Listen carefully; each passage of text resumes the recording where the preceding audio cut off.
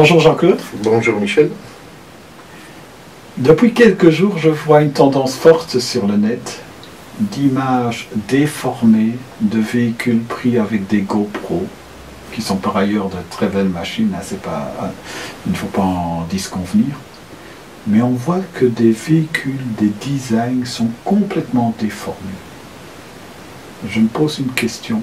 Lorsque l'on photographie une voiture, à titre d'exemple, il y a une tendance qui est celle des professionnels, qui disposent d'une panoplie de moyens à leur action. Et puis il y a le photographe de tous les jours. Quelques règles simples pour prendre un objet en 3 dimensions.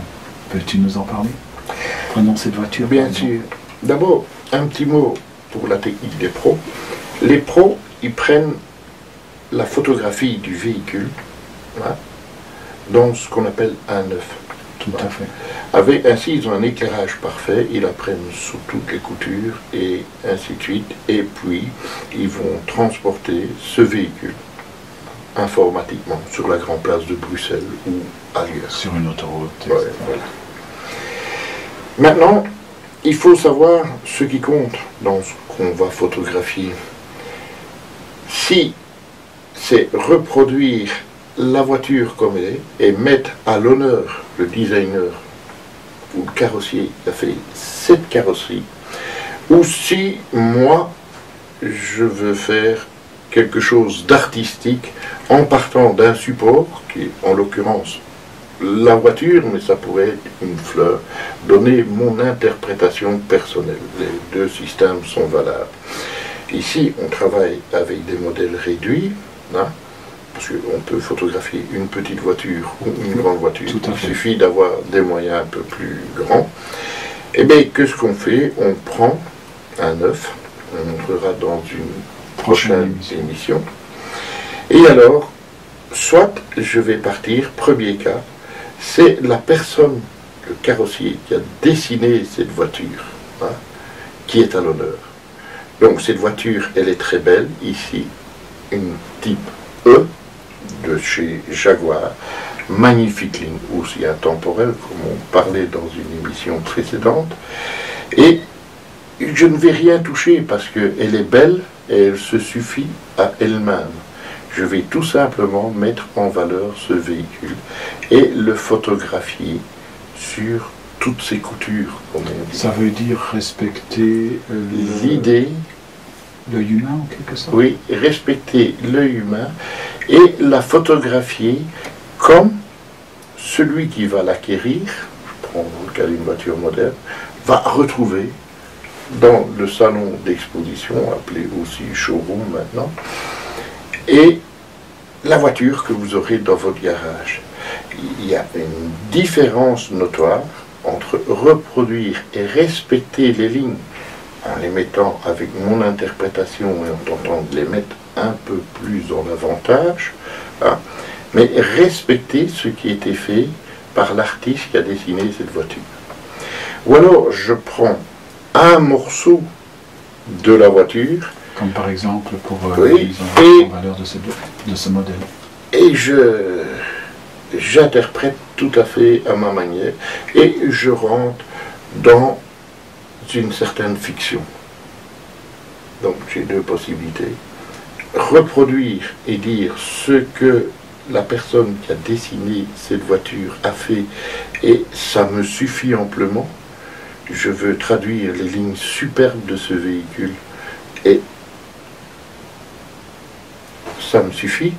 Ou je dis oui, mais je vais mettre un petit plus, essayer d'attirer, hein, l'œil sur un élément de la voiture ou ainsi de suite, ou tout simplement faire une photo d'art de cette voiture.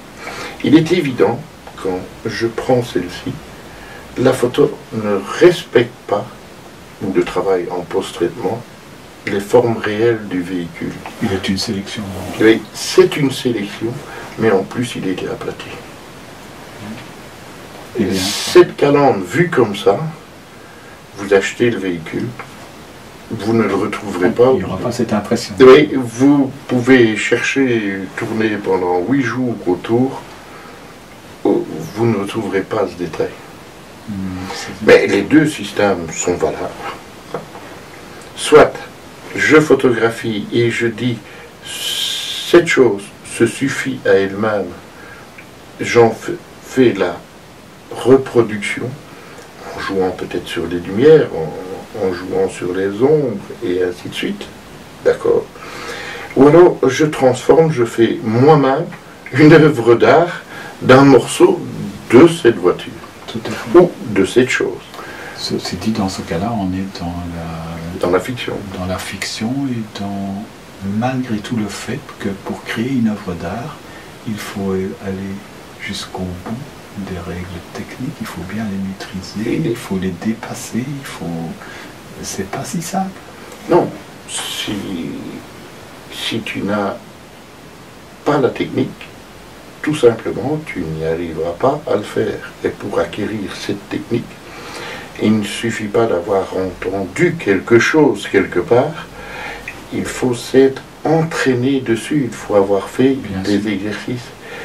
Et je vais prendre l'exemple du peintre Salvatore Dali, qui, toute une partie de sa vie, a peint ou dessiné la même personne. Hein.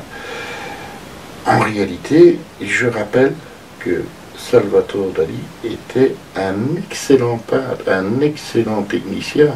Allez voir son portrait du Christ, peut-être choquant pour certains, c'est magnifique. Le reste est tout aussi bon, mais évoluant, cherchant toujours à aller plus loin dans son art, a fait des peintures que je vais dire stylisées, hein, de toujours la même personne, c'est la dame avec qui il vivait, entre autres. Tout à fait, c'était sa muse. Clairement. Je suis impatient de découvrir dans une prochaine émission la mise en œuvre pratique de ces quelques principes, notamment celui de l'œuf qui permet d'équilibrer la lumière autour d'un objet en 3 dimensions et jusqu'à une voiture, un camion, un immeuble, etc. etc. Et je te remercie pour cette émission de Biomec TV. Certainement, Michel. Merci encore.